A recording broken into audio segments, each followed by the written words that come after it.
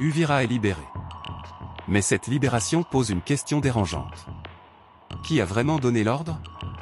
Il y a quelques jours, l'AFC M23 entrait à Uvira sans résistance majeure. Aujourd'hui, le groupe se retire. Sans défaite. Sans combat décisif. Ce retrait intervient après une demande formelle des États-Unis. Au moment précis où Washington fait signer un accord de paix entre la RDC et le Rwanda. Mais voici l'élément clé. L'AFC M23 n'est pas un acteur autonome.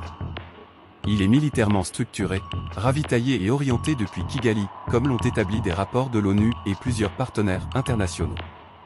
Alors une évidence s'impose, si le M23 se retire sur demande américaine, c'est que le Rwanda a validé ce retrait. Et cela confirme une chose. Kigali ne subit pas ce conflit. Il le pilote. Le retrait n'est pas gratuit. Il s'accompagne de conditions. Démilitarisation d'Uvira, garantie sécuritaire, surveillance internationale. Autant d'exigences impossibles sans l'aval de Kigali. Officiellement, c'est un geste pour la paix. Officieusement, c'est une démonstration de contrôle. Entrer quand on veut. Sortir quand on décide. L'accord de paix lie Kinshasa et Kigali.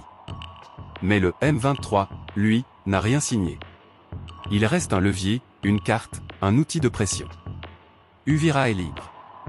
Mais le conflit, lui, obéit toujours aux mêmes mains. La vraie question n'est plus qui occupe les villes, mais qui décide de la guerre et de la paix.